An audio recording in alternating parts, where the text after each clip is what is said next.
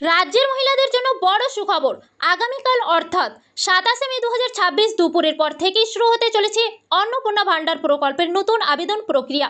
প্রশাসনিক সূত্রে খবর, মুখ্যমন্ত্রী স্বয়ং অধিকারী আগামীকাল অনলাইনে এই আবেদন পোর্টাল আনুষ্ঠানিকভাবে উদ্বোধন করবেন।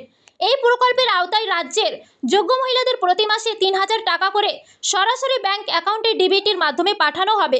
কারা আবেদন করতে পারবেন? পশ্চিমবঙ্গের স্থায়ী মহিলা বাসিন্দা, বয়স 25 থেকে 60 বছরের মধ্যে, আধার লিঙ্ক করা ব্যাংক অ্যাকাউন্টে থাকতে হবে। আয়করদাতা পরিবারের সদস্য হলে আবেদন করা যাবে না।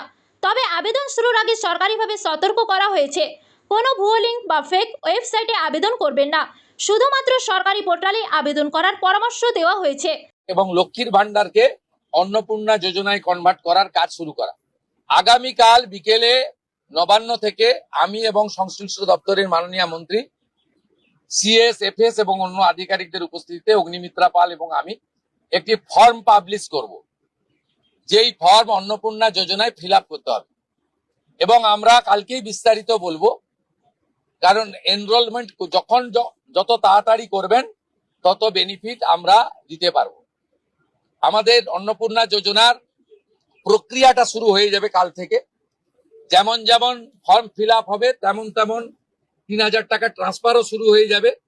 আর যতক্ষণ না 3000 টাকা ট্রান্সফার হচ্ছে, স্বাস্থ্যসাথী যেমন কন্টিনিউ রাখা হয়েছে আয়ুষ্মান ভারত কনভার্ট না হওয়া পর্যন্ত, এখানে আপনার লক্ষ্মী ভান্ডারকেও কন্টিনিউ করা হবে। বিস্তারিত কালকে আপনারা জানতে পারবেন। ফর্মের কপিও আপনারা কালকে পাবেন। অফলাইন অনলাইন অবশ্যই থাকবে। শুধু পাবলিকের উপরে ছেড়ে দেওয়া হবে না, বিধায়করা নিজ উদ্যোগে ফর্ম ফিল আপ করাবেন এবং সরকারও বিডিওদের নেতৃত্বে প্রত্যেক বাড়িতে বাড়িতে ফর্ম ফিল আপের জন্য সহযোগিতা করার জন্য লোক পাবেন। এবং মাথায় রাখতে হবে, ভারতীয়রাই কেবলমাত্র এই সুযোগ পাবেন, অভারতীয়রা এই সুযোগ পাবেন না। আরো বড় আপডেট এবং আবেদন করার সম্পূর্ণ স্টেপ বাই স্টেপ পদ্ধতি জানতে চোখ রাখুন বাংলার সংবাদ বার্তার পর্দায়।